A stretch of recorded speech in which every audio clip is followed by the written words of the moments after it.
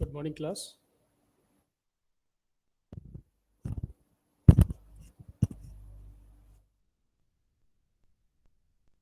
Um, am I audible?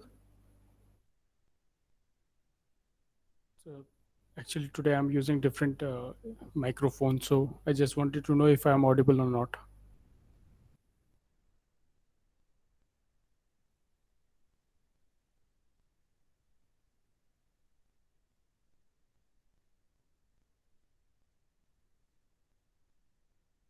So somebody is writing yes, sir, in the chat box. So I think I'm audible, right? If any one of you can just respond and tell me that I'm audible or not. Yes, sir. Okay okay thank you. तो आवाज़ clear आ रही है ना?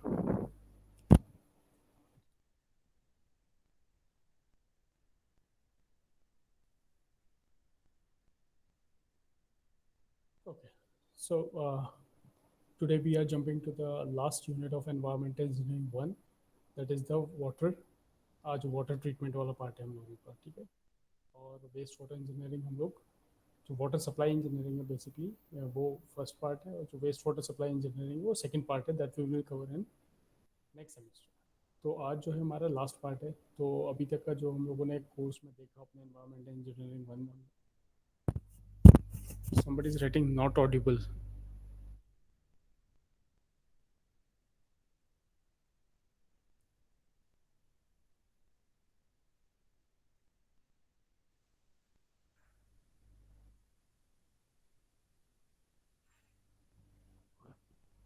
अब Audible है क्या? Yes sir, अब आ रही है आवाज। आ रही है ना? ठीक है. कभी अगर आवाज़ नहीं आए तो आप लोग मुझे बता दीजिएगा बीच में, ठीक है. Because I am having some problem, मेरे लैपटॉप में माइक वर्क नहीं कर रहा है, so I am using different mic today, है ना. और मैं अपने फ़ोन के थ्रू ऑडियो आपको सेंड कर रहा हूँ. सो अगर कोई इशू आता है तो please do let me no.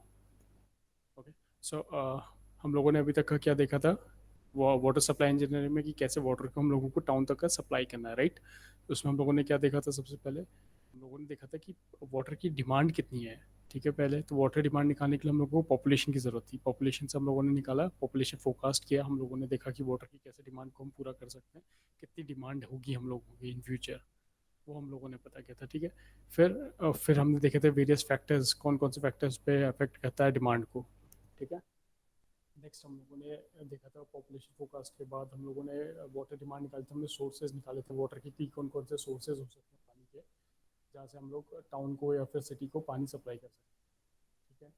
Sources हम लोगों ने पता किया. फिर उस सोर्स से वाटर को इनटेक कैसे करना है, कैसे हम लोग पानी को उठाएंगे, तो इनटेक स्ट्रक्चर्स हम लोगों ने डिस्कस किए. फिर उसके बाद इनटेक के बाद हम लोगों ने क्या किया, उस पानी को कन्वेंस सिस्टम या फिर ट्रांसपोर्ट सिस्टम के थ्रू ट्रीटमेंट प्लांट पे भेज दिया. तो ट्रांसपोर्ट सिस्टम में आप लोगों ने वेरियस पाइपलाइंस को डिज़ाइन किया था, जिसमें आप लोगों ने क्या देखा था, ये सारे कुछ फॉर्मूलेज के हिसाब से आप लोगों ने कंड्यूट्स डिज़ाइन किए थे. ठीक है. हेजन विलियम्स फार्मूला और ये सब आप लोग यूज़ किए थे.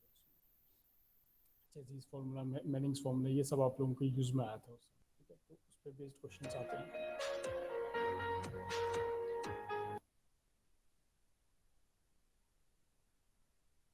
ठीक है.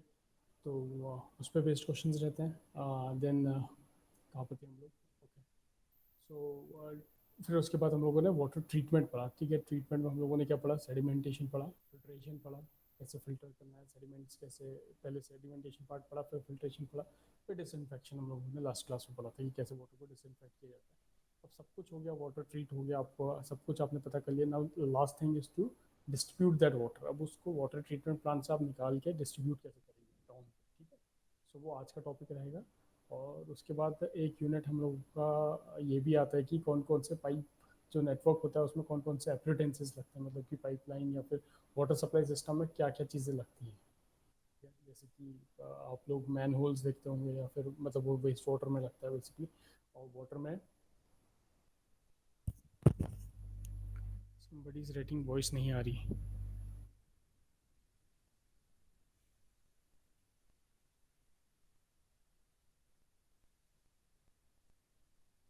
अब चेक कीजिए, आ रही क्या वॉइस?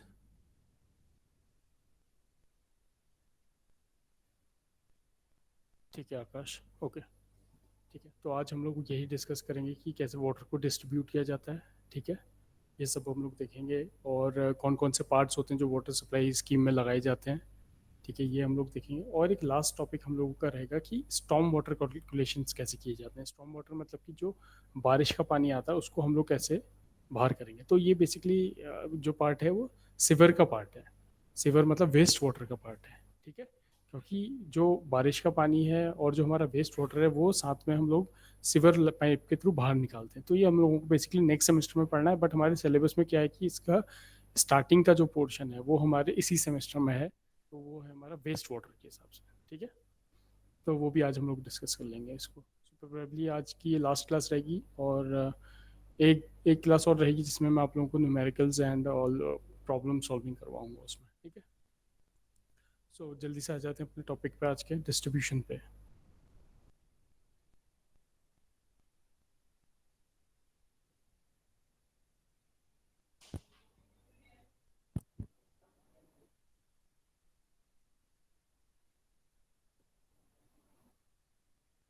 ठीक है, विजिबल है आप लोगों को?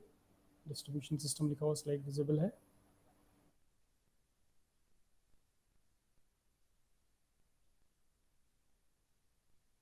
Yes sir. Okay, thank you. So देखिए, डिस्ट्रीब्यूशन सिस्टम, अब नाम से पता चल रहा है डिस्ट्रीब्यूशन सिस्टम का क्या मतलब है। वो सिस्टम जिससे आप वाटर को टाउन तक का या लोगों तक का डिस्ट्रीब्यूट कर सकते हो पानी को। ठीक है, उसको हम बोलेंगे distribution system. So distribution system में क्या होता है, देखिए, the treated water is to be supplied to individual house. Of course हम लोगों को ट्रीटेड वाटर को इंडिविजुअल हाउस तक पहुंचाना है। The layout of the distribution network depends upon road pattern of the city and may be of the following four types. अब देखिए, जो बेसिकली जो डिस्ट्रीब्यूशन नेटवर्क होता है ना, वो जनरली हम लोगों का किस कहाँ पर होता है। आपने देखा होगा वाटर की पाइपलाइन जनरली कहाँ पर दी जाती है, रोड्स के किनारे होते हैं ना। आप देखते होंगे कि कभी भी पानी में कभी लीकेज आ जाता है या नई पाइपलाइन आपको जोड़नी होती है, तो हमेशा रोड के किनारे खोदा जाता है। क्यों? क्योंकि वहाँ पर पाइपलाइन जो होता है रोड के किनारे बेसिकली डिस्ट्रीब्यूशन पाइप्स जो होते हैं वो बिछाए जाते हैं। ठीक है, तो जो डिस्ट्रीब्यूशन नेटवर्क जो नेटवर्क बोल रखा है ना, तो ये डिस्ट्रीब्यूशन का एक नेटवर्क है कि किस तरीके से हम वाटर का डिस्ट्रीब्यूशन कर सकते हैं, पाइपलाइन का कैसे डिस्ट्रीब्यूशन कर सकते हैं। तो वो बेसिकली किस पे डिपेंड करता है कि उस सिटी का रोड पैटर्न कैसा है, road pattern of the city. ठीक है, कैसे तरीके की सिटी का रोड पैटर्न है। तो इसके बेसिस पे ये चार टाइप के होते हैं। ये बहुत इंपॉर्टेंट है, हमेशा पूछा जाता है एग्जाम। ये ढंग से देखिएगा आप लोग। तो पहला है हम लोगों का dead end system, grid iron system, ring system and radial system. ठीक है, ये चार टाइप के आपके डिस्ट्रीब्यूशन नेटवर्क सिस्टम्स हैं। तो ये चार टाइप के आप लोगों को डिस्कस करना है। अब देखिए, कुछ तो आपको नाम से पता चलेंगे कि कैसे आपका पाइपलाइन बिछेगी। ठीक है, सबसे पहले हम लोग देख लेते हैं dead end system. So first we look at this dead end system. अब डेड एंड का नाम देखिए, डेड एंड से आप खुद ही समझ रहे होंगे कि डेड एंड क्या होता है। डेड एंड मतलब जहाँ पर जो डेड एंड हो जाता है, मतलब उसका खत्म हो जाता है, उसके आगे कुछ नहीं है, डेड एंड है। ठीक है, ऐसा सिस्टम होगा। तो अगर तो आप मान लीजिए डिस्ट्रीब्यूशन रिजर्वायर यहाँ पर है। रिजर्वायर मतलब कि जैसे आप लोगों ने ओवरहेड टैंक्स देखे होंगे। ठीक है, अपने इलाके में, टाउन में आप लोगों ने ओवरहेड टैंक्स या फिर कोई बड़ा रिजर्वायर देखा होगा, जैसे अपने कॉलेज में भी है। तो बॉयज़ हॉस्टल के ऊपर जो है वहाँ पर बड़ा सा एक रिजर्वायर है, उसके बाद पूरे कॉलेज में पानी डिस्ट्रीब्यूट होता है, तो उसको डिस्ट्रीब्यूशन रिजर्वायर बोलते हैं। या फिर ओवरहेड टैंक आप लोगों ने देखे होंगे। ठीक है, जैसे ओवरहेड टैंक्स आप लोगों ने अपने लोकेलिटी में देखे होंगे, जिसके थ्रू वाटर डिस्ट्रीब्यूट होता है एक पर्टिकुलर एरिया में। ठीक है, और किसी ने अगर नहीं देखे तो अगर आपने शोले मूवी देखी होगी तो उसमें जिसमें वीरू ऊपर चढ़ जाता है so that is your distribution reservoir. ठीक है, देखा होगा वो चीज़। So that is your distribution reserve, वहाँ से वाटर डिस्ट्रीब्यूट होता है। तो मान लीजिए ट्रीटमेंट प्लांट से वाटर आया है डिस्ट्रीब्यूशन रिजर्वायर में, आपने फिल कर लिया इसको। अब यहाँ से आपको पूरे अपने एरिया में पानी को सप्लाई करना है, डिस्ट्रीब्यूट करना है। तो डिस्ट्रीब्यूशन सिस्टम एक तरीके का क्या है, डेड एंड सिस्टम है। तो डेड एंड सिस्टम पहला वाला देखिए कैसा है। ये मेन सप्लाई जा रही है, एम से जो मैंने लिखा है वो मेन है, और एस जो लिखा है सब मेन है। मेन मतलब मेन पाइपलाइन जो बहुत बड़ी डायमीटर की पाइपलाइन होगी, और उससे जो इधर इधर निकल रही है सब मेन पाइपलाइन है। और सब मेन के बाद भी जो घरों के अंदर जाती है वो ब्रांच पाइप कहलाई जाती है, अलग अलग बी से जो मैंने लिखा है। तो आप इसको देखिए, ये किसकी तरह होता है, डेड एंड सिस्टम एक ट्री की तरह होता है। जैसे एक ट्री का मेन ट्रंक आ रहा है, फिर उसकी ब्रांचेस जाती हैं इधर उधर। ठीक है, फिर छोटी छोटी ब्रांचेस और निकलती है। तो इस तरीके का सिस्टम है। बट ये डेड एंड सिस्टम है, मतलब कि पानी यहाँ से आया मेन से, सब मेन में गया, वहाँ से ब्रांच में गया, वहाँ से आपके घर के अंदर आ गया। ठीक है, इस तरीके से डिस्ट्रीब्यूट होता है। इधर से मेन पे गया, सब मेन पे गया, ब्रांच पे गया, घर पे आया, ठीक है, इस तरीके से। बट आप एक चीज़ देखोगे कि यहाँ पर जाके इसका डेड एंड आ जा रहा है, मतलब कि यहाँ पर भी जाके पाइपलाइन खत्म हो जा रही है, यहाँ पर भी खत्म हो जा रही है, यहाँ पर भी खत्म हो जा रही है ना, इसके आगे कहीं नहीं जा रहा है पानी, यहीं पर तक है, इसका लास्ट पॉइंट है कि नहीं। सो इसको हम लोग क्या बोलते हैं, डेड एंड सिस्टम बोलते हैं, क्योंकि यहाँ पर डेड एंड हो जा रहा है, ठीक है। तो अब इस पर क्या होता है, क्या एडवांटेजेस हैं इस सिस्टम के और क्या डिसएडवांटेजेस, अगर आप इस तरीके से पाइप बिछाते हो तो क्या क्या एडवांटेजेस और क्या डिसएडवांटेजेस रहेंगे। सो डेड एंड में देखिए, it follows network of the roads, जैसे जैसे आपकी रोड्स होती हैं वैसे वैसे ही होता है, ठीक है। आप होता है ना, ऐसे आपकी एक मेन रोड आती है, फिर आप अपनी गली में घुस जाते हो, फिर वहाँ से और पतली गली में घुसते हो तो अपने घर पे घुसते हो, है ना। उसी रोड का पैटर्न फॉलो करते हुए आपकी पाइपलाइन भी आ रही होती है आपके घर के अंदर, ठीक है, underground pipeline. So it follows the network of roads, and it is suitable for those localities and towns which have developed haphazardly. haphazardly मतलब कि जो ऐसे ही जैसे पहाड़ों में घर बने होते हैं ना, एक इधर एक उधर, मतलब एक प्रॉपर सिस्टम के हिसाब से नहीं बना होता है। मतलब ऐसा नहीं कह सकते कि आप एक बगल में है तो उसके बगल में दूसरा घर होगा, नहीं, एक ऊपर हो सकता है, एक नीचे हो सकता है, अगल बगल कहीं पर भी रहते हैं, haphazardly घर बने होते हैं। तो उस तरीके में ऐसा होता है ना, एक घर यहाँ है, एक घर यहाँ है, एक घर यहाँ पर बना है, एक यहाँ बना है, एक यहाँ बना है, मतलब कुछ भी बनेगा। तो बेसिकली हिली रीजन में आप ऐसा देखोगे, है ना। पहाड़ों में अपने कैसा होता है, ऐसे ही तो होता है, एक घर ऊपर वाले खेत में बना है, एक नीचे वाले खेत में बना है, एक साइड में बना है कहीं। तो वहाँ पर बेसिकली ये सिस्टम प्रोवाइड किया जाता है, कौन सा, डेड एंड सिस्टम, ठीक है। अब इसके फायदे क्या है, नुकसान क्या है, देख लेते हैं। ईजी कंप्यूटेशन, ठीक है। एक तो सबसे पहले इसको ईजिली आप कंप्यूट कर सकते हो कि कितना वाटर आपको चाहिए, तो ईजिली आपको पता चल जाएगा किस घर में कितना पानी जा रहा है। Less number of cut off valves. अब वॉल्व्स क्या होती हैं, कट ऑफ वॉल्व्स क्या होती है, मान लीजिए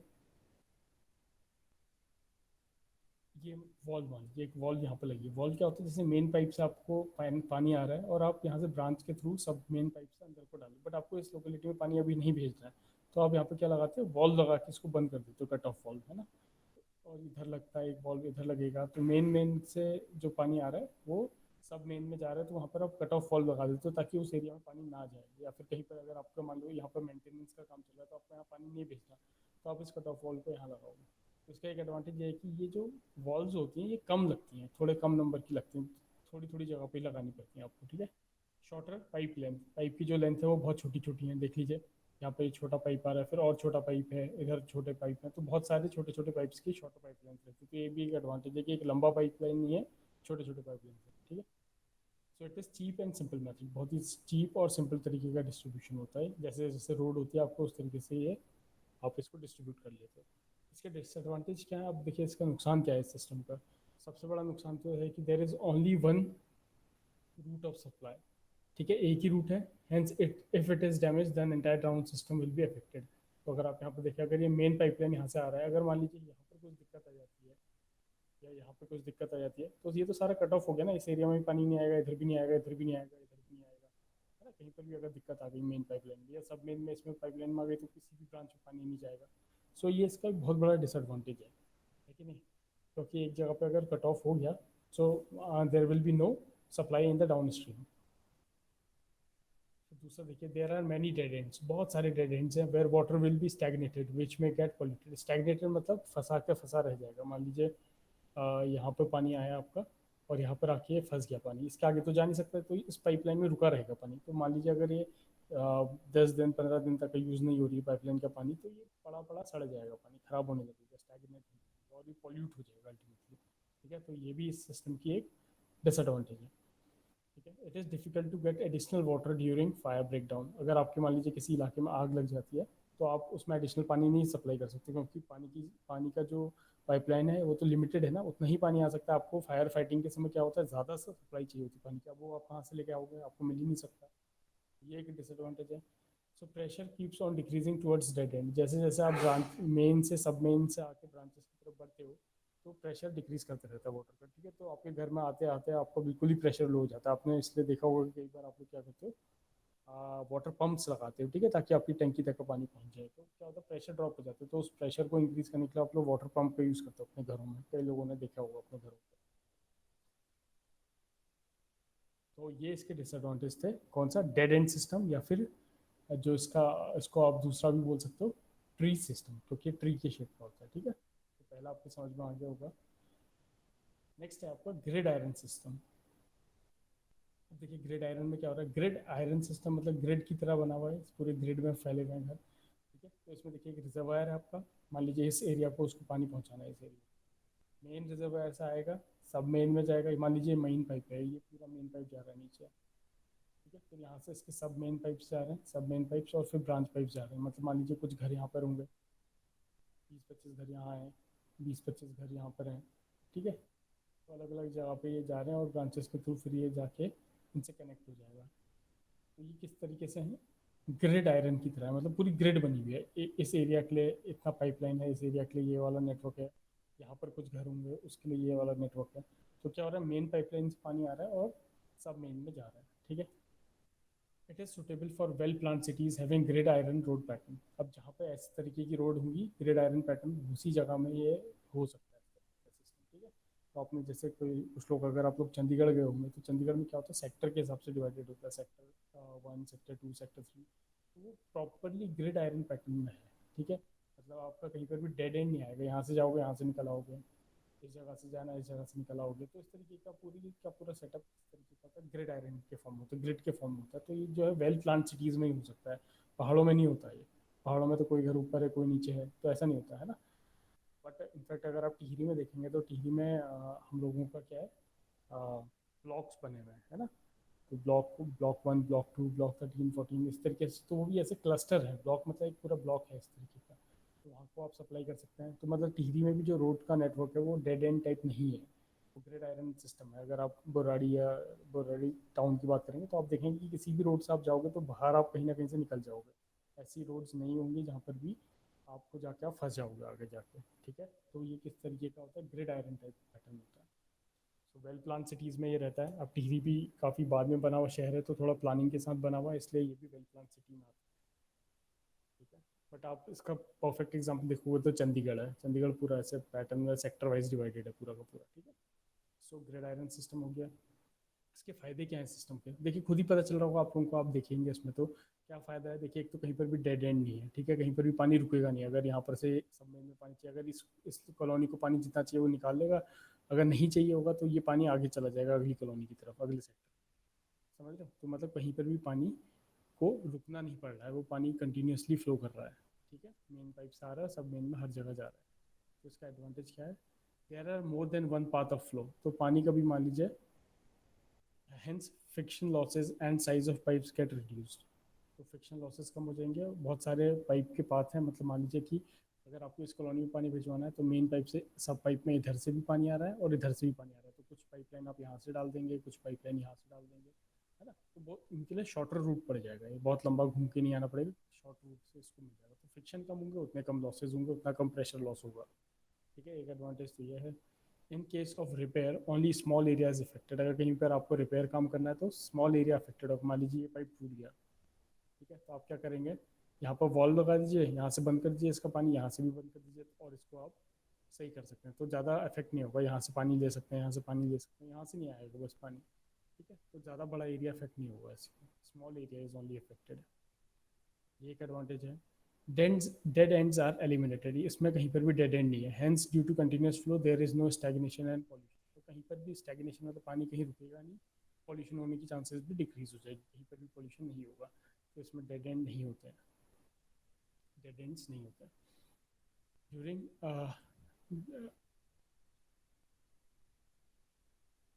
during fire. More water can be drawn from alternate routes. So अगर यहाँ पर, अगर आपकी किसी एरिया में आग लग जाती है, तो आप मान लीजिए यहाँ से पानी ले रहे हैं और आपको ज़्यादा पानी की ज़रूरत है, तो आप इस जगह से भी पानी की सप्लाई ले सकते हैं, इस जगह इस पाइप से भी पानी की सप्लाई ले सकते हो। तो आपके पास वेरियस मतलब ज़्यादा क्वांटिटी में आप पानी यहाँ से ले सकते हैं कहीं पर, अगर फायर फाइटिंग के लिए आपको चाहिए होगा। तो ये इसका एक एडवांटेज। अब इसका डिसएडवांटेज क्या है, कुछ डिसएडवांटेज भी हैं। मोर लेंथ ऑफ पाइप। अब देखिए हर एक नेटवर्क में, हर एक सेक्शन में पानी पहुंचाने के लिए कितने सारे पाइप लगाने पड़ रहे हैं ना, बहुत ज़्यादा लेंथ पाइप की होती है इसमें। नंबर ऑफ वॉल्व्स बहुत बढ़ जाएंगे। जहाँ जहाँ पर मेन से सब मेन में आएगा, एक वॉल्व यहाँ लगेगी, एक यहाँ लगेगी, एक वॉल्व ये लग रही है, एक वॉल्व ये लग रही है, इधर लग रही है, तो कितनी सारी वॉल्व हो गई। फिर ब्रांच पाइप्स में वॉल्व लगेगी, वॉल्व मतलब कि जो कंट्रोल करेगा पानी को, ठीक है, बंद करने के लिए, खोलने के लिए, कम ज़्यादा करने के लिए, वो वॉल्व होती हैं। And it is more costly, it is very costly method. तो ये प्लांट सिटीज़ में ही हो सकती है जहाँ पर रोड का नेटवर्क ग्रिड आयरन टाइप में हो, तो ये बहुत कॉस्टली मेथड भी होती है, right. Next is your ring system. अब रिंग सिस्टम भी मतलब ये जो रिंग सिस्टम होता है ये कुछ इस तरीके का है। रिंग कैसी होती है देखिए, या तो मतलब मान लीजिए इट कैन बी रिंग जो सर्कुलर होती है अपनी इस तरीके की रिंग हो सकती है, या फिर रिंग इसको ये रेक्टेंगल टाइप में भी बोल रहा है, मतलब क्लोज सर्किट टाइप में है ये, ठीक है। तो रिंग सिस्टम में भी सर्कुलर और rectangular in which main pipe runs along the periphery. तो इसमें क्या हो रहा है, इस वाले पे पहले आप देख लीजिए, इसमें एक मेन पाइप आ रहा है, ये मेन पाइप आ रहा है एम जिसमें लिखा है, और सब ब्रांचेस में पानी जा रहा है, सब मेन में पानी जा रहा है, फिर ब्रांचेस में पानी जा रहा है, ठीक है। इसमें क्या हो रहा है, बीचों बीच से कहीं से एक मेन पाइप से पानी आ रहा है। लेकिन जो आपका ये है रिंग सिस्टम है, रिंग सिस्टम में क्या होता है कि बाहर जो इसकी पेरिफेरी है उसमें मेन पाइपलाइन है। तो ये मेन पाइपलाइन है आपकी, ये मेन पाइपलाइन है। तो बाहर बाहर जो है वो पूरी मेन पाइपलाइन है, पानी यहाँ से आया रिजर्वायर से, इधर भी गया इधर भी गया, तो ये चारों और मेन पाइपलाइन है। मेन पाइपलाइन से क्या मतलब है, जो जिसका डायमीटर बड़ा होगा, जो बड़े सप्लाई की पाइपलाइन, फिर उससे हर जगह सब सप्लाई सब मेन्स प्रोवाइड किए गए, फिर वहाँ से ब्रांचेस प्रोवाइड की गई होंगी, ठीक है। तो मेन जो होता है वो कहाँ पर होता है, इसके आउटर पेरिफेरी में होता है। पेरिफेरी मतलब अगर ये मान लीजिए सर्किल होता है तो मेन पाइपलाइन बाहरी भाग यहाँ पे होता है। मान लीजिए यहाँ रिजर्वायर से पानी आ रहा होता है, पानी ऐसे सर्कुलेट कर रहा होता है, यहाँ से जाता है ऐसे ऐसे ऐसे घूमता हुआ जाता है, और फिर आप बीच से कहीं से भी ड्रॉ आउट कर लेते हैं वाटर को, यहाँ से यहाँ से। तो इस तरीके से ये आपका रिंग सिस्टम है। तो इसको रिंग इसलिए बोला गया क्योंकि आउटर पेरिफेरी में मेन पाइपलाइन है इसकी, एम देखिए जहाँ पर भी आउटर पेरिफेरी में, और सब मेन जो है वो अंदर की तरफ है। अब इस टाइप का नेटवर्क के क्या एडवांटेजेस हैं, distribution area is divided into circular और रेडियल ब्लॉक्स। ये या तो सर्कुलर ब्लॉक्स हो सकते हैं या रेडियल ब्लॉक्स हो सकते हैं, ठीक है, इस तरीके के अलग अलग जगह पे। Suitable for well plan cities, again ये भी वेल प्लान सिटीज में ही आपको पॉसिबल है। Advantages and disadvantages are similar to grid iron system. तो कभी आपसे अगर ये पूछ लेता है, तो रिंग सिस्टम के बारे में पूछ लेता है, तो इसके सेम वही एडवांटेज और डिसएडवांटेजेस हैं जो ग्रिड आयरन सिस्टम के होते हैं, तो वो सेम है। मतलब इसमें भी डेड एंड नहीं आएंगे, मोर वाटर अगर आपको चाहिए फायर के टाइम पे तो वो आप ड्रॉ आउट कर सकते हो। डिसएडवांटेज देखें तो बहुत सारे वॉल्व्स लगेंगे, पाइप नेटवर्क बहुत लंबा होगा, बहुत सारे पाइप्स की जरूरत पड़ेगी, ठीक है, कॉस्टली होगा। ये सब कुछ इसमें एडवांटेज डिसएडवांटेज सेम उसकी तरह है, ग्रिड आयरन की तरह जो इससे पहले वाला था, ठीक है। And last one is radial. अब रेडियल से क्या मतलब है, रेडियस। रेडियल का क्या मतलब है, रेडियस टाइप से आप मान लीजिए। तो रेडियल में क्या होता है, यहाँ पर आपका डिस्ट्रीब्यूशन रिजर्वायर है, कोई टंकी लगी हुई है बड़ी सी, ठीक है। इसमें क्या होता है, इसके वाटर को यहाँ पहुँचाया जाता है सेंटर पे। मान लीजिए ये एक ब्लॉक है पूरा, ये ए ब्लॉक है, बी ब्लॉक है, ये सी ब्लॉक है, ये डी ब्लॉक है। तो इसमें क्या करते हैं, बीच में पहले पानी को पहुँचा दिया जाता है, ठीक है। बीच बीच वाले पोर्शन में पानी को पहुँचा दिया जाता है किसी एक पाइप के थ्रू। मान लीजिए मेन पाइप आ रहा है, ये मेन पाइप आ रहा है, ठीक है। तो यहाँ से सब मेन से इसको पहले भर लिया जाता है, इसको बीच में पानी को पहुँचा दिया जाता है, और फिर यहाँ से रेडियली मतलब रेडियस जहाँ जहाँ इसका रेडियस जाएगा इस डायरेक्शन में, इस डायरेक्शन में मतलब रेडियली इसको डिस्ट्रीब्यूट हम लोग कर देते हैं उस सेक्टर में या फिर उस ब्लॉक में, ठीक है। अब देखिए, इफ रोड्स आर रेडियल, अगर रेडियल टाइप की रोड्स हैं, मतलब कहीं सेंटर से एक चौराहे से चारों ओर को रोड्स कट रही हैं, इस तरीके का आप सिस्टम मान लीजिए कुछ, then water is first stored in the distribution reservoir और टैंक्स। वाटर कहाँ पे, रिजर्वायर में, डिस्ट्रीब्यूशन रिजर्वायर या टैंक्स में डाला जाता है। Then water is supplied through radially laid pipes, और फिर इससे रेडियली लेड पाइप्स के थ्रू वाटर अलग अलग जगह, मान लीजिए एक घर यहाँ पर है, तो यहाँ से पानी जाएगा सब मेन में, सब मेन से इस घर में पानी आ जाएगा ऐसे। यहाँ पर एक घर है तो यहाँ से पानी जाएगा या यहाँ से पानी जाएगा, तो इससे कनेक्शन ले सकता है यहाँ से। तो ये रेडियली आपका क्या है, फ्लो कर रहा है पानी। तो सेंटर में आप भेज देते हैं पानी को, और वहाँ से डिस्ट्रीब्यूशन टैंक से फिर आप रेडियल डायरेक्शन में, मतलब इस डायरेक्शन में, इस डायरेक्शन में, कैसे भी आप समझ गए होंगे इसको, इस डायरेक्शन में ऐसे वाटर को रेडियली आउटवर्ड्स, आप जैसे ये बना हुआ है बेसिकली, बाहर को पानी भेज सकते हैं आप हर जगह, ठीक है। This method maintains high pressure and efficient water distribution. इसमें क्या होता है, आपका छोटी छोटी एरिया के लिए टैंक्स प्रोवाइडेड किए होते हैं, तो प्रेशर मेंटेन रहता है, आपको कहीं पे भी प्रेशर लूज नहीं होगा। जो भी आपका हेड बनेगा वो इसके हिसाब से बनेगा, ठीक है। तो इस वाले टैंक में अगर अच्छा प्रेशर है तो हर जगह अच्छा प्रेशर यहाँ पर से, सॉरी, अगर इस टैंक की हाइट अच्छी है तो अच्छा प्रेशर डिस्ट्रीब्यूशन होगा हर जगह पर, ठीक है। ऐसा नहीं होगा कि इस वाले ने ज़्यादा पानी खींच लिया तो यहाँ पानी कम हो जाएगा, इस तरीके का नहीं होगा। यहाँ भी इक्वली पानी का प्रेशर आएगा, यहाँ भी इक्वल पानी का प्रेशर आएगा, इस जगह भी प्रेशर अच्छा आएगा। तो ये इसका एक एडवांटेज है, ठीक है। और वाटर का डिस्ट्रीब्यूशन जो है वो इफिशियंट होगा, बहुत अच्छी तरीके से डिस्ट्रीब्यूशन। तो ये 4 मेथड्स हैं आप लोगों ने जो अभी हम लोगों ने डिस्कस किए यहाँ पे, ठीक है। कौन कौन सी थी एक बार आप लोग ऐसी देख लीजिए। First was your dead end system, जिसमें ऐसे डेड एंड्स होते हैं, ठीक है। दूसरा आपका था ग्रिड आयरन, जिसमें ग्रिड्स बनी होंगी और मेन पाइप जो है वो सेंटर या कहीं से पास कर रहा होगा ग्रिड आयरन। इसी की तरह होता है रिंग सिस्टम। रिंग सिस्टम में बस फर्क ये होता है कि आउटर पेरिफेरी में मेन पाइप लगा होता है, ठीक है। ऐसा रिंग सिस्टम होता है। और फिर होता है रेडियल सिस्टम। रेडियल सिस्टम में सेंटर में आपका रिजर्वायर प्रोवाइड कर दिया जाता है और वहाँ से चारों ओर पानी को डिस्ट्रीब्यूट किया जाता है हर एक ब्लॉक में अलग अलग। तो यहाँ पर प्रेशर रिड्यूस होने के चांसेस बहुत कम हो जाते हैं, तो हाई प्रेशर रहता है इसमें।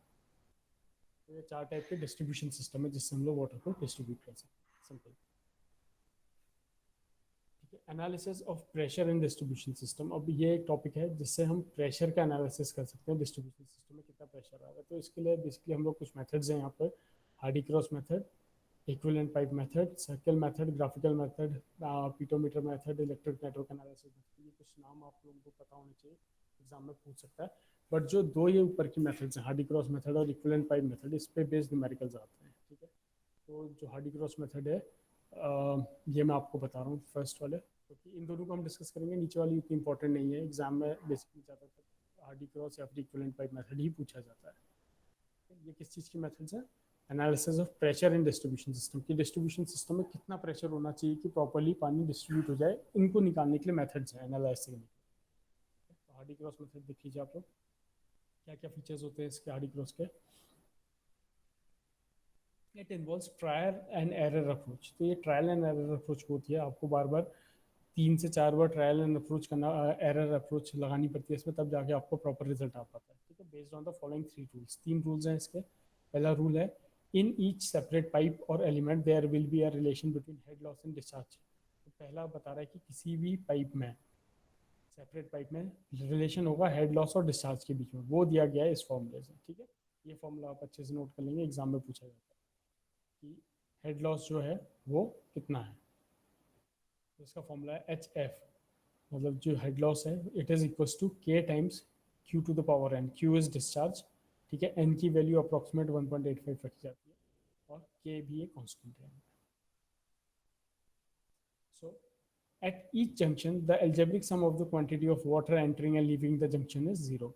मतलब किसी भी जंक्शन पे का algebraic sum of quantity of water entering and leaving, कितना भी उस जंक्शन से पानी आ रहा है या उस जंक्शन से पानी जा रहा है, उसका जो सम होगा डिस्चार्ज का, वो हमेशा जीरो के इक्वल होगा। ये दूसरा रूल है। और तीसरा रूल है, in an any close loop और path the algebraic sum of head loss of the individual element is zero. तो किसी भी क्लोज लूप में इस तरीके का अगर कहीं पर भी कोई क्लोज लूप है, ठीक है, इस तरीके का कोई क्लोज लूप है, तो उसमें द पाथ ऑफ और the path of the algebraic sum of head loss, जहाँ जहाँ पर हेड लॉस आ रहे हैं, the individual element is zero, तो सम ऑफ हेड लॉस भी जीरो होता है। दो चीज़ आपको नोट करनी है, एक तो summation of Q, that is discharge quantity of water, जो भी कितना पानी आ रहा है किसी जंक्शन में, किसी जंक्शन, मान लीजिए एक जंक्शन ये है, ठीक है, यहाँ से पानी आ रहा है और यहाँ से पानी जा रहा है, तो कितना पानी आ रहा है उतना जा रहा है, वो हमेशा उसका सम इक्वलेंट होगा। मतलब कि जितना जंक्शन में पानी आ रहा है वो कहीं ना कहीं से बाहर उतना ही जा रहा होगा, उससे ज़्यादा या कम नहीं जा रहा। ये हम लोग का एक अजम्पशन है इसमें। और एक है लूप का। लूप में क्या बोल रहा है कि sum of the head loss of the individual element is zero. जितने भी हेड लॉस आ रहे होंगे, ये जो फॉर्मूला आ रहा है एच एफ वाला, तो हर एक पाइप का, इनका अगर आप एल्जेब्रिक सम करोगे तो जीरो की। तो ये जो हार्डी क्रॉस मेथड है, ये थोड़ा अभी ऐसे समझने में आपको डिफिकल्ट हो रहा होगा। इसके लिए मैं क्या करूँगा, आपको हार्डी क्रॉस मेथड का एक न्यूमेरिकल हम लोग सॉल्व करके देखेंगे कि कैसे वो आप लोग प्रेशर को एनालाइज कर सकते हो, कैसे हेड लॉस निकाल सकते हो, ठीक है। ये सब आप लोग पता करेंगे उस वाले में। बट वो मैं आपको न्यूमेरिकल, थोड़ा लेंदी न्यूमेरिकल होता है, मैं आपको वो अगली क्लास में बताऊँगा। मतलब वो मैं से सेक्शन आपका पूरा न्यूमेरिकल पोर्शन वाला रखूँगा, तो उसमें मैं हार्डी क्रॉस और एक और न्यूमेरिकल आगे आएगा आपका, वो मैं उसमें डिस्कस करूँगा, ठीक है। तो उस समय मैं आपको क्लियरली बताऊंगा, बिकॉज ऐसे समझ पाना है थोड़ा मुश्किल है। मैं आपको डायग्राम के थ्रू न्यूमेरिकल सॉल्व करके एनालाइज कराऊंगा कि कैसे हिट एंड ट्रायल मेथड लगाते हैं, तो आप क्लियरली समझ पाओगे। उस पर बेस्ड क्वेश्चन आता है, तो एक क्लास में उसकी अलग से रखूंगा, न्यूमेरिकल वाली जो क्लास है उसकी अलग से। फिलहाल आप थ्योरी देख लीजिए अभी। So type of water supply system. अब वाटर को सप्लाई करने के लिए कौन कौन से सिस्टम होते हैं? एक कंटिन्यूस टाइप होता है, एक इंटरमिटेंट टाइप होता है, ठीक है। इसमें देखिए, आप लोगों ने जब देखा होगा कि आपका जो डिस्ट्रीब्यूशन रिजर्वायर है, मतलब कि जो ओवरहेड टैंक है, वहाँ से आपके घरों में पानी आता है, ठीक है। यहाँ से पानी आता है, आपके घरों को जाता है पानी। ठीक है, इधर इधर जाता है, फिर ब्रांच पाइप से आपके होम के अंदर, हाउस के अंदर पानी घुस जाता है। तो ये जो डिस्ट्रीब्यूशन रिजर्वायर है, ठीक है, तो वाटर सप्लाई का जो सिस्टम है दो तरीके का है, और आप लोगों ने बहुत अपनी मतलब डे टू डे लाइफ में आप इसको फेस करते हो। तो पहला है कंटिन्यूस सिस्टम और दूसरा है इंटरमिटेंट सिस्टम। तो सिंपल है, कंटिन्यूस सिस्टम क्या है, जिस सिस्टम में 24 घंटे पानी आता रहेगा, मतलब जब भी आप टैप खोलोगे आपके घर में पानी आएगा, तो उसको बोलोगे कंटिन्यूस सिस्टम।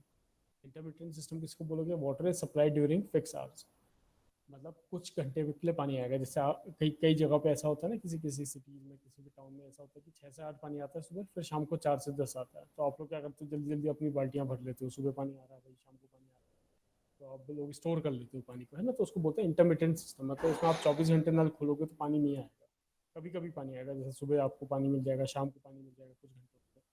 तो आप इसमें बेसिकली थोड़ा बहुत स्टोर कर लेते हो पानी, है ना। तो ये कॉमन प्रैक्टिस होती है, इसमें आप लोगों ने देखा होगा। तो इनके नाम जो होते हैं टेक्निकल टर्म्स में क्या बोला जाता है, continuous system and intermittent system.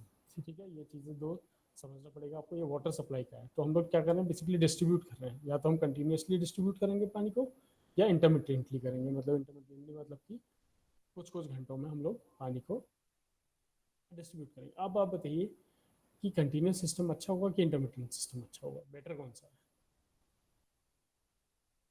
कोई जवाब देना चाहे तो।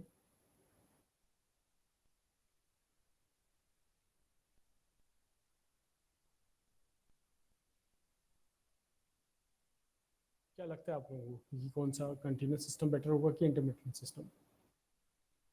आकाश लिख रहे हैं कंटिन्यूस सिस्टम।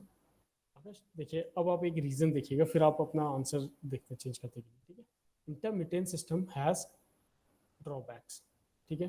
तो कंटिन्यूस सिस्टम बेटर होता है, या आकाश ने बोला है क्यों होता है बेटर, इसके पीछे का रीज़न क्या होता है। देखिए, जो इंटरमिटेंट सिस्टम होता है उसमें क्या होता है, lack of water during fire breakdown. एक तो इसका बड़ा नुकसान है कि यार, जैसे मान लीजिए 6 से 8 पानी आया, 4 से 10 आया, लेकिन मान लीजिए 10 बजे सुबह आग लग गई, तो आप पानी कहाँ से लाओगे, क्योंकि पाइपलाइन में तो पानी है ही नहीं उस टाइम पे। तो ये बहुत बड़ा ड्रॉबैक है इंटरमिटेंट सिस्टम का, ठीक है। During non supply hours there is stagnation, hence chance of contamination. तो जब पानी सप्लाई नहीं हो रहा है तो पाइप खाली पड़े हुए हैं, और पानी में, उस पाइप में कुछ कुछ पानी अटका होगा, वो पानी थोड़ा बहुत ख़राब हो सकता है, उसमें बैक्टीरिया वगैरह लग सकते हैं, वो कंटामिनेट हो सकता है। ये भी एक बहुत बड़ा डिसएडवांटेज है अगर आप intermittent system. Greater size of pipe required. अब क्या होता है, कुछ ही टाइम के लिए पानी आ रहा है तो सारे के सारे घर वाले क्या करेंगे, अपना अपना नल खोल देंगे और पानी भरना शुरू करेंगे, है ना। तो आपको ज़्यादा प्रेशर चाहिएगा, और आपको ज़्यादा क्वांटिटी में भी पानी चाहिए, क्योंकि आपको पता है कि 2 घंटे के लिए पानी आना है, तो सारे लोग 2 घंटे के अंदर अंदर पानी भरेंगे। तो ज़्यादा क्या होगा, greater size of pipe is required, ठीक है। तो ये भी एक डिसएडवांटेज है। ग्रेटर साइज का मतलब क्या है कि ग्रेटर साइज के पाइप लगाएंगे, मतलब आपका इकोनॉमिकली नहीं पड़ेगा, वो ज़्यादा इकोनॉमिकल नहीं पड़ेगा, थोड़ा महंगा हो जाएगा, क्योंकि बड़े साइज का पाइप होगा तो ज़्यादा अमाउंट लगेगा उसको लगाने के लिए, ठीक है। नीड ऑफ डोमेस्टिक स्टोरेज, जैसा मैं बता रहा था। अब आप क्या करते हो, जैसे पानी 6 से सुबह 8 आ रहा है, तो आप लोग क्या करते हो, 3 बाल्टी भर लेते हो, 4 बाल्टी भर लेते हो, है ना। तो इससे वेस्टेज होने की चांसेस बहुत बढ़ जाती है। फिर आप क्या करते हो, शाम को पानी आ रहा है, आपका 1 बाल्टी यूज़ हुआ, आप 3 बाल्टी पानी फेंक देते हो, कहते हो क्या फ्रेश पानी भर लेते हो, पता ही कि नहीं आता। तो ये कॉमन, मतलब एक बड़ा ये बोल सकते हैं कि ये कॉमन प्रैक्टिस है, जो कि बहुत गलत प्रैक्टिस है। हम लोग ये बहुत गलत करते हैं जो वाटर को स्टोर करते हैं, बट क्या कर सकते हैं, जब 24 आवर्स पानी नहीं आ रहा है, गवर्नमेंट की सप्लाई नहीं आ रही है, तो आदमी स्टोर करेगा और वो वेस्ट भी करेगा, है ना। तो आप क्या करते हो, जल्दी जल्दी, अरे फ्रेश पानी आने वाला है, ये पुराना पानी फेंक दो, तो वो पानी वेस्ट चला जाता है बेसिकली। तो ये एक बहुत बड़ा डिसएडवांटेज है इसका, ठीक है।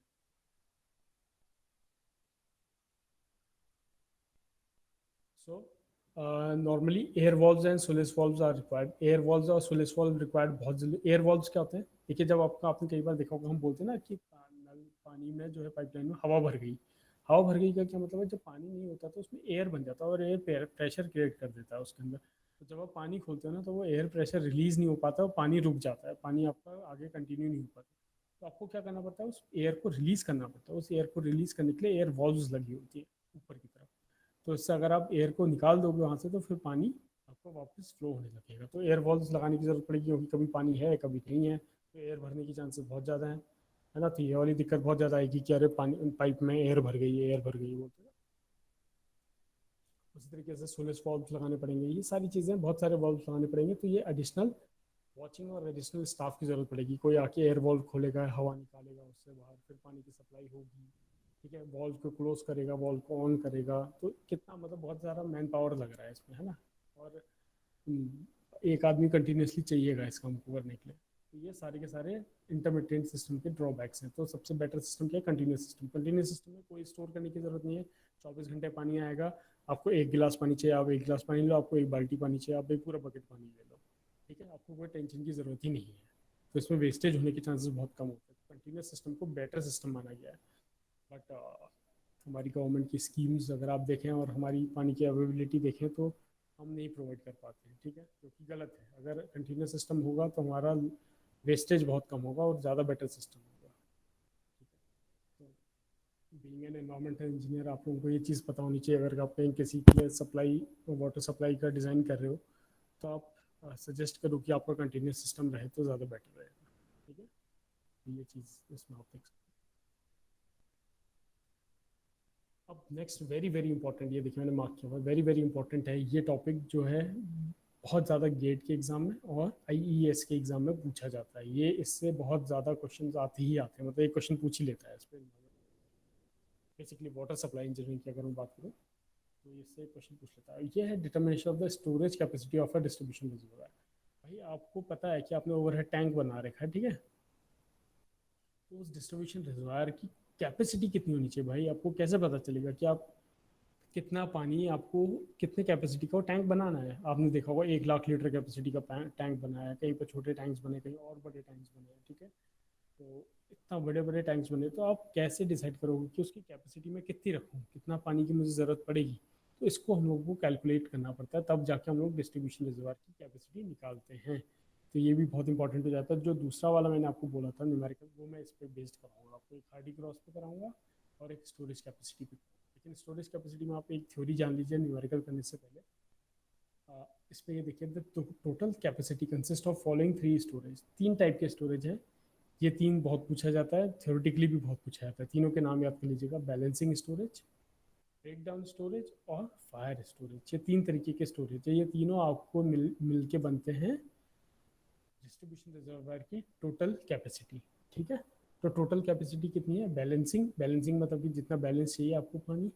ब्रेक डाउन स्टोरेज मतलब जो भी इमरजेंसी के टाइम पे चाहिए। और फायर स्टोरेज, अभी आग लग गई तो उसका भी तो पानी सेव करके रखना पड़ेगा आपको। ऐसा थोड़ा जितना पानी चाहिए आप उतना ही टैंक में चढ़ाओगे, आप वो पानी भी तो ओवरहेड टैंक में रखोगे। ये ओवरहेड टैंक है डिस्ट्रीब्यूशन रिजर्वायर, जहाँ से आपको आपकी कॉलोनी में पानी आ रहा है वो डिस्ट्रीब्यूशन रिजर्वायर है।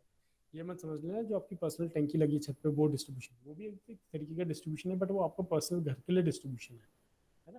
लेकिन मैं जो बात कर रहा हूँ अभी, वो पूरे के पूरे जो ब्लॉक या कॉलोनी या सेक्टर के जो डिस्ट्रीब्यूशन या है, ओवरहेड टैंक लगे होते हैं, रिजर्वायर लगे होते हैं, मैं उनकी बात कर रहा हूँ, जहाँ से ट्रीटमेंट प्लांट से पानी आएगा और कई लाख लीटर पानी वहाँ पर जमा होगा, फिर आपके घरों तक उसको पहुँचाया जाएगा, ठीक है, मैं उसकी बात कर रहा हूँ। तो ये कैपेसिटी कितनी, 3 चीज़ों से मिलकर बनती है, बैलेंसिंग स्टोरेज से, ब्रेक डाउन और फायर।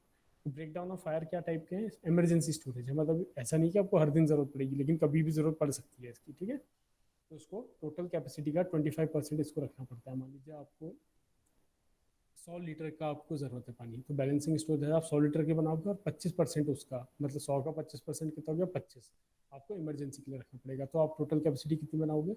100 + 25, तो 125 लीटर की कैपेसिटी का आप टैंक डिज़ाइन करोगे। तो जितना भी आपकी कैपेसिटी चाहिए, जितना भी आपका स्टोरेज है, बैलेंसिंग स्टोरेज है, उसका 25% पानी आप एक्स्ट्रा और रखोगे, किसके लिए? ब्रेक डाउन और फायर के लिए, इमरजेंसी के लिए, ठीक है। तो टोटल वॉल्यूम कितना हो जाएगा? Breaking balancing capacity plus emergency capacity, मतलब 25%। ये मैंने गलत लिखा है, 25% होगा, ठीक है, 0.25% लिख दिया गलती से, इट शुड बी 25%, मतलब। या फिर इसको दिस कैपेसिटी प्लस 25 कर रखा है, आप ले सकते हैं, 25% एक्स्ट्रा उसमें ऐड करना पड़ेगा, ठीक है। तो ये आपकी हो गई स्टोरेज कैपेसिटी। अब देखिए इसको कैसे निकाला जाता है, देखिए मैंने यहाँ पर लिखा है, गेट में बहुत इंपॉर्टेंट क्वेश्चन है, गेट में आता है, ठीक है। डिटर्मिनेशन ऑफ बैलेंसिंग स्टोरेज, जो इसमें से पहला वाला था इमरजेंसी स्टोरेज, और वो तो आपको मैंने बता दिया है, फायर वाला, उसको आपको जितना भी बैलेंसिंग स्टोरेज आएगा उसका 25% आप वहाँ स्टोर कर लोगे। तो अभी बैलेंसिंग स्टोरेज कैसे निकालते हो आप? ठीक है, बैलेंसिंग स्टोरेज निकालने के लिए 2 मेथड है, एक है मास कर्व मेथड और एक है एनालिटिकल मेथड। मास कर्व मेथड है तो नाम से पता चला, कर्व मेथड है, इसमें आपको कर्व बनाने पड़ेगा, कर्व से आप पता करोगे कि कितना बैलेंसिंग स्टोरेज होगा। एनालिटिकल मेथड है कि इसमें कर्व की जरूरत नहीं पड़ेगी, बट आपको टेबल्स बनाने पड़ेंगे, टेबल्स के हिसाब से आप निकालोगे, एनालिटिकली आप निकालोगे कि कितना बैलेंसिंग स्टोरेज आएगा। अभी बैलेंसिंग स्टोरेज कैसे निकाला जाता है, देखिए कर्व, मास कर्व मेथड से अगर वो पूछता है आपको तो आपको हमेशा ग्राफ देगा, तभी आप कर सकते हैं उसको। मास कर्व मेथड मतलब आपको ग्राफ प्लॉट करना पड़ेगा, तब आप इससे स्टोरेज कैपेसिटी निकाल सकते हो। और एनालिटिकल में आपको टेबल के फॉर्म में देगा, टेबुलेशन में फॉर्म में डेटा देगा, और आपको फिर एनालिटिकली उसको बैलेंसिंग स्टोरेज निकाल। अब ये बैलेंसिंग स्टोरेज कैसे निकाला जाता है, देखिए मास कर्व मेथड से कैसे हम लोग बैलेंसिंग स्टोरेज निकाल सकते हैं। So a mass curve is a plot of accumulated inflow versus time, कितना इनफ्लो है वर्सेस टाइम का ग्राफ, या फिर कितना आउटफ्लो है वर्सेस टाइम का ग्राफ। अब देखिए एक ग्राफ बनाया मैंने, ये वाई एक्सेस है, ये एक्स एक्सेस है, ये टाइम चल रहा है यहाँ पर, ठीक है। 0, 1 बजे, 2 बजे, 3 बजे, 4 बजे, सुबह के 10 बजे, 12, 24 घंटे तक है, 24 घंटे का टाइम चल रहा है, एक दिन का टाइम चल रहा है पूरे आवर्स में।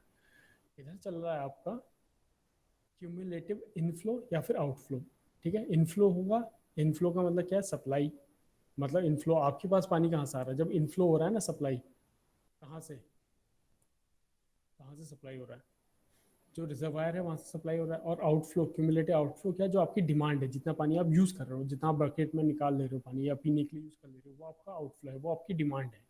तो एक सप्लाई है, एक डिमांड है। तो इसके बीच में अगर आप एक ग्राफ प्लॉट करें, और ये जो मैं ग्राफ प्लॉट कर रहा हूँ ये कंटिन्यूस पंपिंग के लिए कर रहा हूँ। मैंने दो टाइप की पंपिंग सिस्टम बताया था आपको, एक होता है कंटिन्यूस पंपिंग, मतलब कि 24 आवर्स के लिए कंटिन्यूस सिस्टम जो होता है जिसमें 24 आवर्स आपको पानी मिल रहा होता है, और एक होता है इंटरमिटेंट। तो मैं दोनों केस लेके चलूँगा, पहले कंटिन्यूस बता रहा हूँ जिसमें 24 घंटे, तो 24 घंटे पानी आ रहा है, तो पर्टिकुलरली वो इस घंटे में आया, अगले अगले अगले घंटे में आया, तो ये एक स्ट्रेट लाइन आपको मिलेगी सप्लाई की। जो आपकी सप्लाई है वो कैसा हो रहा है, टाइम के साथ साथ बिल्कुल प्रोपोर्शनली बढ़ते जा रही है, बढ़ते जा रही है, मतलब कि इसका जो ये कांस्टेंट है बेसिकली।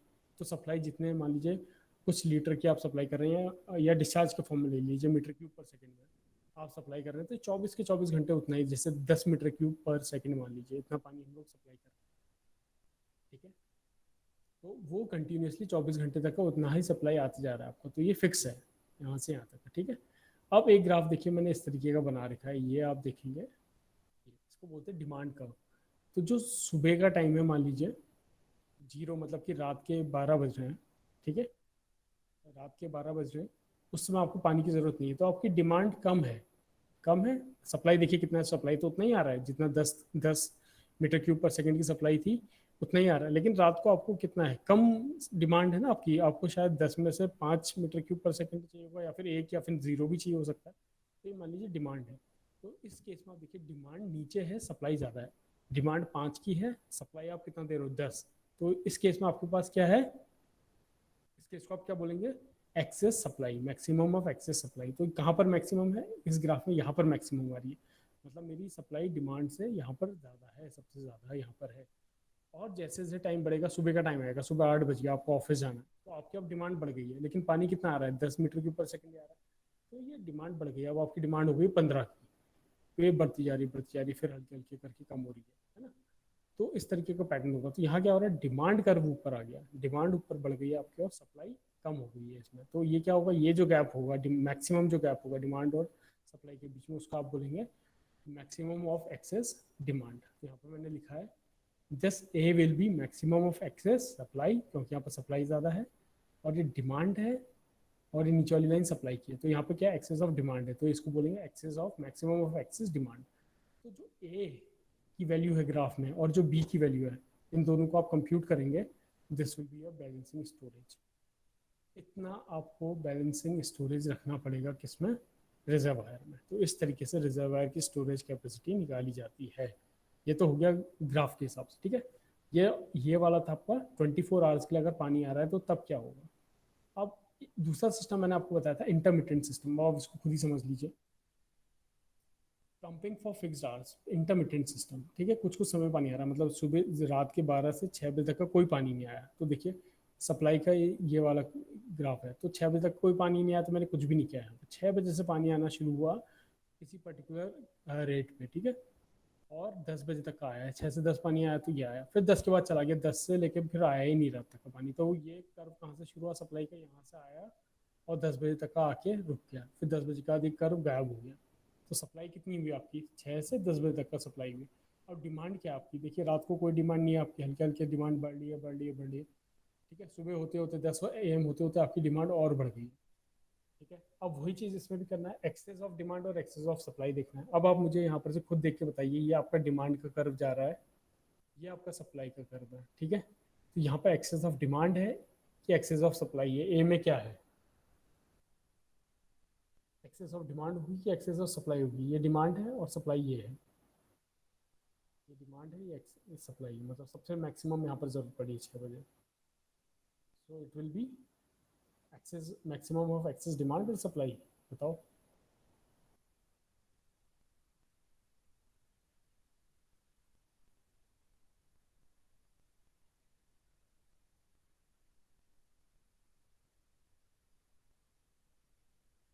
नहीं आया समझ में? ये आपका डिमांड का कर्व है। सो आकाश इज सेइंग डिमांड, तो ठीक है, मैक्सिमम ऑफ एक्सेस डिमांड होगी, बिकॉज क्यों, क्योंकि डिमांड ऊपर है और सप्लाई नीचे है। अब बी पॉइंट पे आ जाओ, यहाँ पर मैक्सिमम है ना, यहाँ से यहाँ तक। देखिए होने को तो यहाँ पर भी ऊपर है डिमांड, सप्लाई ऊपर है और डिमांड कम है, लेकिन हम क्या लेते हैं, मैक्सिमम वाला लेते हैं ग्राफ में। तो ये मैक्सिमम है यहाँ पे, यहाँ से यहाँ तक। अब आप इसमें देख के मुझे बताओ कि ये सप्लाई की लाइन जा रही है और आपकी डिमांड है, तो सप्लाई ज़्यादा है आपकी और डिमांड कम है, तो इसको क्या बोलेंगे, excess, maximum of excess supply. बस इसमें आप क्या करोगे, बैलेंसिंग कैपेसिटी आपकी अगेन ए प्लस बी हो जाएगी, ठीक है। अगर ये आगे भी होता, मान लीजिए 10 से 3 बजे तक का पानी नहीं आ रहा है, 3 बजे तक का पानी नहीं आ रहा, फिर 3 बजे से पानी शुरू हो गया 6 बजे तक का, कुछ ऐसे, ठीक है। शाम के 3 से 6 बजे तक का पानी शुरू हो गया इस तरीके से, फिर ये डिमांड, ये सप्लाई का कर्व आ जाएगा, और जो उस टाइम की डिमांड होगी उसके हिसाब से आप निकाल लोगे कितना डिमांड है कितना सप्लाई है। तो उसमें फिर ए प्लस बी प्लस यहाँ वाला सी प्लस डी जो भी आपका होगा वो सबको आप ऐड कर लोगे, ठीक है। तो इन सबको आपको ऐड करना पड़ेगा इंटरमिटेंट में। आगे आगे कंटिन्यूस कैसे है, इंटरमिटेंट कैसे है, इस पर बेस, ये तो हो गया आपकी ग्राफिकल मेथड, जिसको आपको ग्राफ में प्लॉट करना पड़ेगा। यहाँ पर आपका इनफ्लो आउटफ्लो या फिर सप्लाई और डिमांड आएगा, यहाँ पर आपका टाइम आएगा किस आवर्स में कितना आ रहा है, तो आप ग्राफ के प्रॉपरली यूज़ करके A plus B plus C plus D ये सब कुछ ऐड करके आप लोग बता सकते हो कितने की डिमांड। बट सेकंड मैंने बताया था आपको, हाँ जैसे ये मैंने बताया ना, A plus B plus C plus D. अब ये देख लीजिए 6 से 10 बजे तक का पानी आया है तो सप्लाई आ रही है, ठीक है। फिर कांस्टेंट हो गई सप्लाई, मतलब बंद हो गई सप्लाई, तो कुछ नहीं आया यहाँ पे। फिर 16 मतलब 4 बजे से पानी आया है, रात के 8 बजे तक का, फिर से सप्लाई बढ़ गई है। और तो यहाँ पर क्या मिल रहा है आपको, एक जगह पे ए मिल रहा है जहाँ पर एक्सेस ऑफ डिमांड आ रहा है, यहाँ पर एक्सेस ऑफ सप्लाई आ रहा है, सी में देखिए एक्सेस ऑफ डिमांड आ रहा है, और डी में एक्सेस ऑफ सप्लाई आ रहा है। तो इन सबको आप ऐड करेंगे तो you will get your balancing capacity of distribution reservoir. ठीक है, ये तो हो गया ग्राफिकल मेथड जो आप ग्राफ के थ्रू करोगे, इसके लिए आपको ग्राफ की जरूरत पड़ेगी ही पड़ेगी। Next is your analytical method. Analytical method में क्या होता है, क्यूमुलेटिव आवर्ली डिमांड होती है और क्यूमुलेटिव सप्लाई। डिमांड और सप्लाई को आप टेबुलेट करोगे, मतलब टेबल के फॉर्म में रखोगे, एक जगह ग्राफ, एक जगह एक कॉलम बनाओगे आप डिमांड का, एक जगह बनाओगे कॉलम ऑफ सप्लाई का, ऑफ ऑल द 24 आवर्स, और एक जगह पे आप टाइम लिखोगे 1 आवर 2 आवर 3 आवर 4 आवर कितने टाइम पे आ रही है, ठीक है।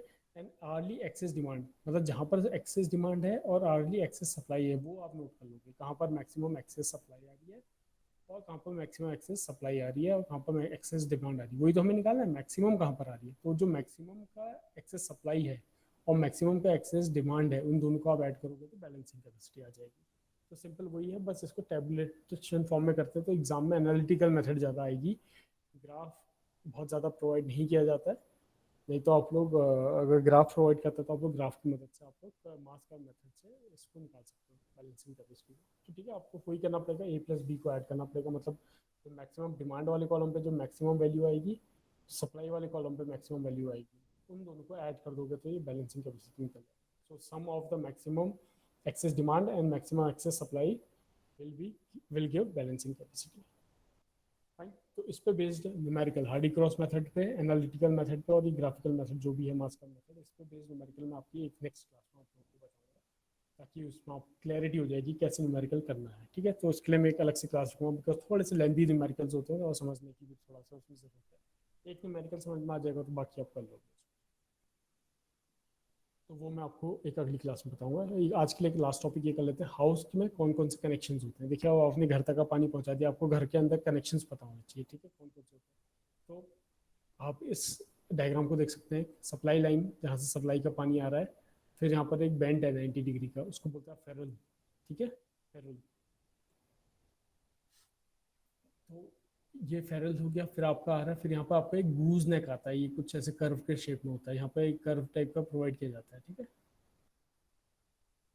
फिर आपका सर्विस पाइप आता है, यहाँ पर आपका स्टॉप कॉक आता है। स्टॉप कॉक मतलब कि यहाँ पर जब घर के अंदर ये जो आपका बिल्डिंग है उसके अंदर पानी एंटर करने से पहले कि स्टॉप कॉक होता है, आप लोगों ने देखा होगा, यहाँ से आप वॉल से पानी को बंद खोल कर सकते हो, ठीक है।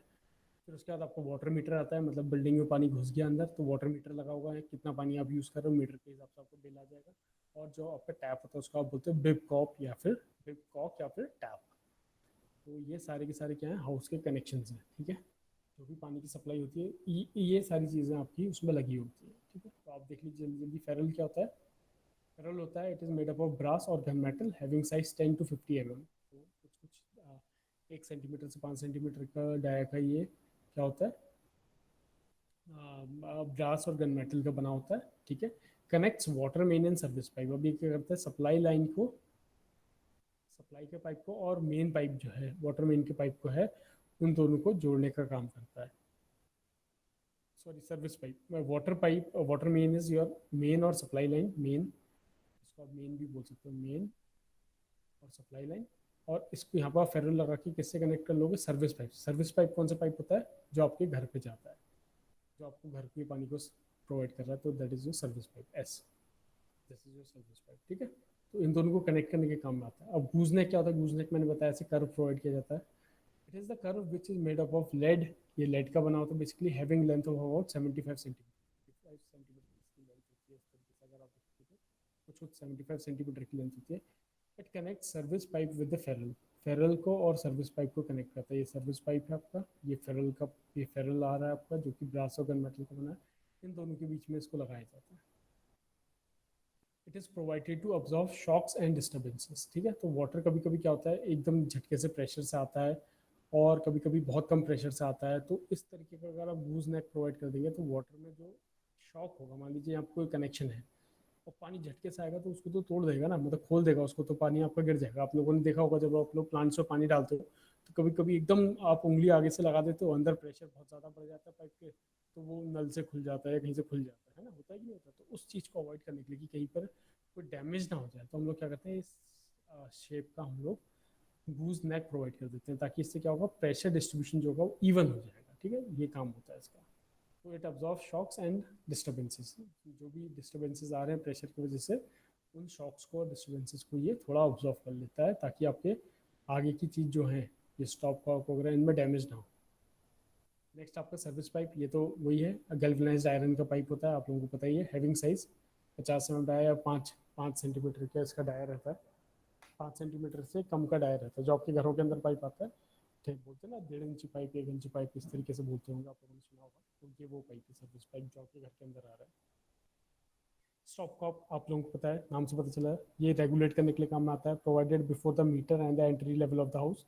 मीटर से पहले प्रोवाइड किया जाता है। It is used to stop the flow during repair work और फॉर अदर पर्पसेस।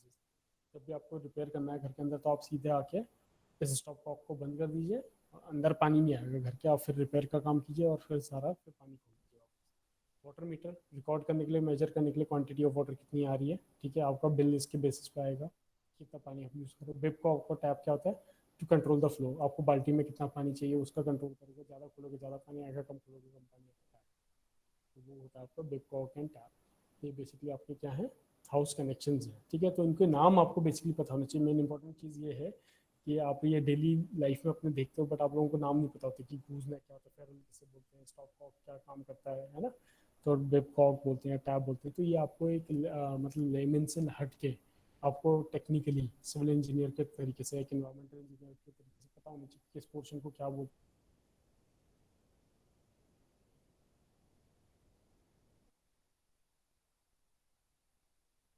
किसका क्या काम, कनेक्शन। बिकॉज आपका अभी क्या काम है, आपका काम है, ये आपको आवाज़ आ रही है? एक कॉल आ गया था एक्चुअली। आवाज़ आ रही है मेरी? Yes sir. ठीक है, थैंक यू। सो तो ये हम लोगों का क्या है, ये सारे के सारे कनेक्शन हैं, हाउस कनेक्शन हैं। तो ये मैंने आपको थोड़े शॉर्ट में बताया। आप लोग थोड़ा सा इसको किसी भी सॉफ्ट कॉपी या बुक के थ्रू, या जो मटेरियल में अवेलेबल कराऊंगा उसमें मैं थोड़ा डिटेल में दूंगा। आप लोग एक बार रीड आउट जरूर कीजिएगा, ये सारी चीज़ें पूछ लेता है कहाँ पर क्या चीज़ लगती है, क्या डायमेंशन होता है, उसका क्या साइज़ रहता है, किस मटेरियल का बना होता है। कभी कभी 1 मार्क्स में जनरली पूछ लिया जाता है, तो आपको ये पता होना चाहिए, ठीक है। तो एक नेक्स्ट क्लास में आप लोगों की और लूँगा, जिसमें मैं आपको बेसिकली अब 2 क्लास लेनी पड़ेगी, जिसमें एक में तो मैं आपको हार्डी क्रॉस मेथड बताऊंगा और एनालिटिकल मेथड बताऊंगा, बैलेंसिंग स्टोरेज कैसे निकाला जाता है, क्योंकि बहुत इंपॉर्टेंट एग्जाम में आते ही आता है, इसलिए मैं एक पूरी डेडिकेटेड क्लास इसके नेक्स्ट क्लास में इस पर लूँगा। और फिर एक क्लास आपको बचती है स्ट्रॉन्ग वाटर को कैसे कैलकुलेट करेंगे, बेसिकली वो वेस्ट वाटर में आता है, तो वेस्ट वाटर का जो इंट्रोडक्टरी पार्ट है वो हम लोग करेंगे, क्योंकि वो आपकी लास्ट यूनिट में आपका मेंशन किया गया है। ठीक है, तो ये रहेगा आज के लिए। ठीक है, नेक्स्ट क्लास में आपको हार्डी क्रॉस मेथड कैसे सॉल्व करना है, उससे कैसे आपको वो एनालिसिस करना है वो बताऊंगा, और दूसरा balancing storage of a distribution reservoir, distribution reservoir में कितना स्टोरेज होना चाहिए वो भी मैं आप लोगों को बताऊंगा।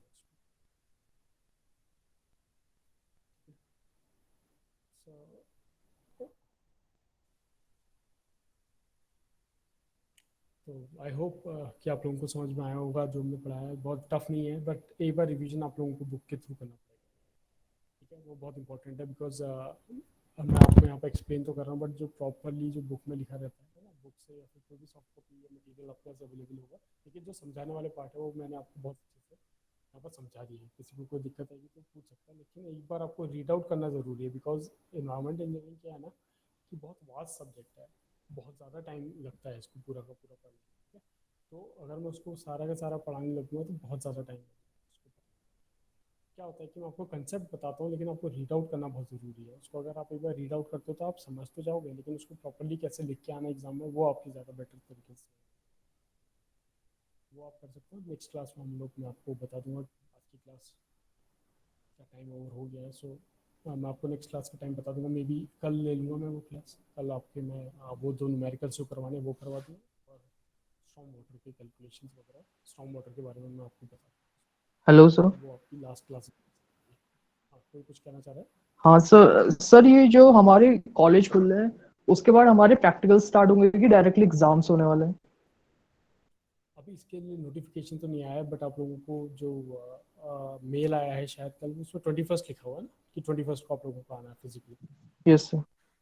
हाँ, तो 21st को आना है, तो मोस्ट प्रोबेबली अगर एग्जाम की डेट नहीं आती यूट्यूब से तो आपके प्रैक्टिकल्स कराए जाएंगे कॉलेज में।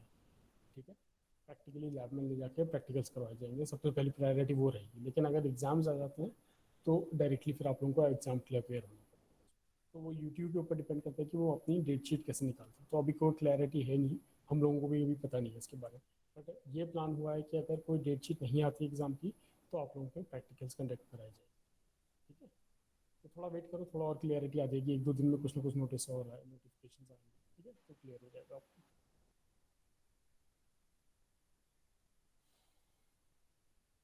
ठीक है, फिर आज की क्लास इतनी रखते हैं। आप लोग थोड़ा प्रैक्टिस कीजिए, मे भी हो सकता है कि आप लोगों के जल्दी से जल्दी एग्जाम हो जाए कुछ 2 हफ्ते के अंदर, या आई डोंट नो, मतलब यूनिवर्सिटी कभी भी आपका शेड्यूल निकाल सकती है। तो थोड़ा अपने आप को प्रिपेयर्ड रखो, जितने वीडियो लेक्चर्स वगैरह हैं वो आप देखो, थोड़ी सी बुक्स और इंटरनेट से कोई भी अगर आपके पास बुक अवेलेबल नहीं है तो सॉफ्ट कॉपीज़ वगैरह जो हम लोग फैकल्टीज आपको प्रोवाइड कर रही है, या फिर इंटरनेट पर जो भी अवेलेबल सोर्स है उससे आप लोग करें। So that will be all for today. I'll just stop this recording this session. Okay, so class, thank you so much. Thank you for joining.